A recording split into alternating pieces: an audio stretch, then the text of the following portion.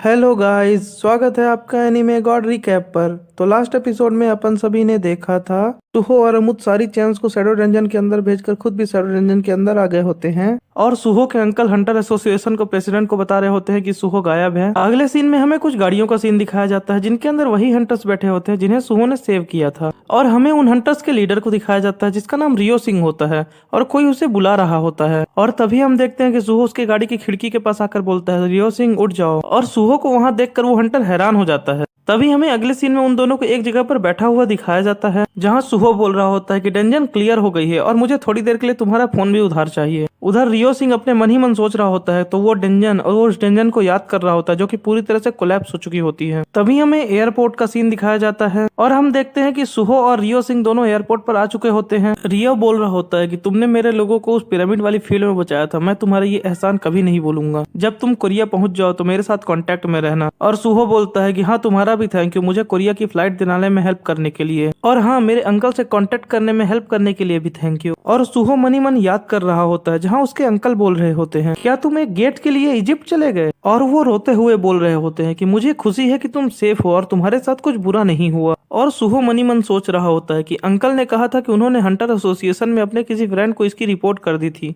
मुझे जल्दी से जल्दी हंटर एसोसिएशन पहुंचना होगा। तभी रियो बोल रहा होता है, ये तो बहुत ही अजीब है, एक डीमन मॉन्स्टर जो कि एक एस रैंक का मॉन्स्टर लग रहा था उसने रिट्रीट कर दिया और तुम्हें डंजन कोलैप्स करने के लिए अलाउ भी कर दिया। और सुहो हेजिटेट करते हुए बोलता है, हाँ ये स्ट्रेंज तो है, शायद मैं लकी था। और वो मन ही मन सोच रहा होता है कि मैं इन्हें नहीं बता सकता कि अमुत के साथ सचमुच में क्या हुआ है। तभी हमें अमुत का सीन दिखाया जाता है जिसके ऊपर अभी भी चैन्स बंधी हुई होती हैं और सुहो बोल रहा होता है, आखिर अंत में अमुत की चैन्स निकाली नहीं जा सकी और क्योंकि मैं सील को रिलीज नहीं कर पाया तो क्या तुम भी अपना प्रॉमिस नहीं रखोगे? तभी अमुत बोलता है, ज्यादा टेंशन लेने की जरूरत नहीं, ओरिजिनल प्रॉमिस ये था कि तुम मुझे उस टॉम से बाहर लेकर आओगे। मुझे लगता है ये सब इसीलिए हो रहा है क्योंकि इन चैन के पिलर्स हर जगह पर बिखरे हुए हैं, पर जो भी हो मेरे पास अब घूमने के लिए काफी बड़ी जगह है। हैरान होता हुए सोच रहा होता है कि अमुत की वाइफ काफी चेंज हो गई है और अमुत बोलते बोलते सुहो को उसके कपड़े से पकड़कर उठा लेता है और उसे उठाकर ऊपर की तरफ जंप मार देता है, जिसे देखकर एसिल भी हैरान रह जाती है और चिल्ला पड़ती है। और अगले सीन में हम देखते हैं कि अमुत सुहो को लेकर एक छत पर आ गया होता है और वो बोल रहा होता है, हालांकि ये थोड़ा सा धुंधला है पर मैं ग्रेट नेचर को यहाँ फील कर पा रहा हूँ जिसे मैंने इतने सालों से मिस किया था, और जैसा कि मैंने तुमसे प्रॉमिस किया था मैं तुम्हें फॉलो करूंगा यंग मोनार्क। और सुहो पास्ट की मेमोरीज से बाहर आकर सोच रहा होता है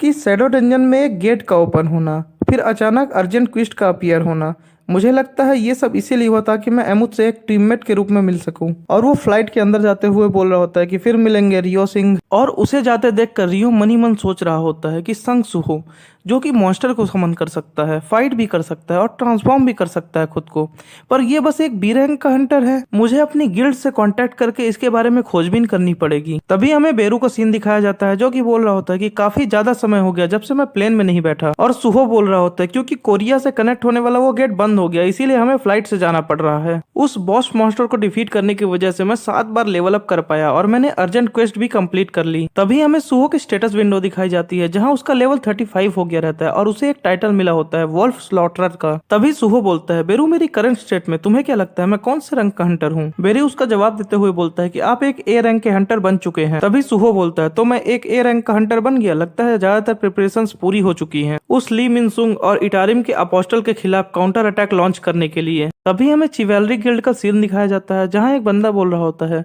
कि हमारी गिल्ड अब बहुत बड़ी हो चुकी है, हम बस एक सी रैंक के हंटर गिल्ड थे पर अब हमें इचियोन में एक बी रैंक के गेट के राइट्स मिल चुके हैं। तभी वहाँ बैठा एक बंदा बोल रहा होता है कि तुम सही बोल रहे हो, अब हमारा ऑफिस भी पहले से काफी बड़ा हो चुका है। तभी वो पर्सन वापस से बोलता है, ये सब इस स्टार डस्ट के कारण हो पाया है, इसी की वजह से हम लोग सी रैंक के हंटर्स होने के बावजूद भी एक बी रैंक के गेट पे जा पाएंगे और इसे अब ब्लैक मार्केट में खरीदना और भी आसान हो गया है और ये काफी सस्ता भी है। मुझे नहीं पता इसे किसने बनाया पर जिसने भी बनाया मैं उसके लिए थैंकफुल हूँ। तभी वहाँ खड़ा एक पर्सन बोलता है, क्या ये इतना अच्छा है पर मुझे इसके बारे में कुछ अजीब सा फील हो रहा है। तभी वहाँ खड़ा दूसरा पर्सन बोलता है कि तुम शुरू से ही एक बी रैंक के हंटर हो, तुम कभी नहीं जान पाओगे कि हम क्या फील करते हैं। और हमें उस पर्सन का नाम दिखाया जाता है जिसका नाम किंग संगसू होता है और वो एक बी रैंक का हंटर होता है। तभी वो बी रैंक का हंटर बोलता है कि मैंने सुना है कि हंटर एसोसिएशन एक लॉ पास करने वाली है जिसमें वो स्टार डस्ट के यूज को बैन करने वाली है। तभी दूसरा हंटर बोलता है, पर वो ऐसा करने क्यों वाले हैं जबकि इसके कोई साइड इफेक्ट भी नहीं है, ये अच्छा नहीं है कि हंटर ज्यादा से ज्यादा गेट्स को बंद कर सकेंगे, ये बहुत ही फ्रस्ट्रेटिंग है। जबकि वो हंटर एसोसिएशन पोजीशन वाले हम जैसे लो रैंक की गिल्ड के लिए कुछ करते भी नहीं है। तभी वो बी रैंक का हंटर बोलता है, अगर तुम मुझसे कंप्लेन भी करोगे तो मैं इसमें कुछ नहीं कर सकता। तभी हम देखते हैं कि वहाँ गेट से कोई अंदर आ रहा होता है और वो हंटर्स उसे ही देख रहे होते हैं। तभी वहाँ बैठे सारे हंटर्स की नजर गेट की तरफ जाती है और वो पर्सन अंदर आते हुए बोल रहा होता है कि क्या यही है चिवेलरी गिल्ड, और हमें उस पर्सन को दिखाया जाता है जो कि इतालिम का अपोस्टाइल होता है। और वो अपोस्टाइल बोलता है कि क्या तुम्हारी ही गिल्ड है जिसके पास अभी इचुआन में अपीयर हुए गेट के राइट्स हैं। तभी वो हंटर उस अपोस्टाइल के पास आते हुए मनी मन सोच रहा होता है क्या एक बच्चा, और वो हंटर उस अपोस्टाइल से बोलता है कि ये चिवेलरी गिल्ड है, तुम यहाँ क्या करने के लिए आए हो। तभी वो अपोस्टाइल बोलता है कि उस गेट को मेरे हवाले कर दो। तभी वो हंटर बोलता है कि तुमने क्या कहा। तभी हम देखते हैं कि वो अपोस्टाइल गुस्से से चिल्लाते हुए बोलता है कि मैंने कहा वो गेट मेरे हवाले कर दो। तभी हम देखते हैं कि वहाँ पर खड़े सारे हंटर्स के ऊपर वही येलो रंग का निशान अपीयर होने लगता है और वो हंटर्स बोलते हैं कि अपोस्टाइल जो आप कहेंगे हम वही करेंगे। तभी हम उस बी रैंक के हंटर्स को देखते हैं जो कि ये सब देखकर हैरान हो जाता है और वो बोल रहा होता है कि तुम लोग ये कैसा मजाक कर रहे हो, तुम लोग अचानक खड़े होकर इस इंसान के सामने झुक क्यों रहे हो। तभी वो अपोस्टाइल बोलता है कि अभी भी ऐसे हंटर्स बचे हैं जिन्होंने स्टारडस्ट को कंज्यूम नहीं किया है,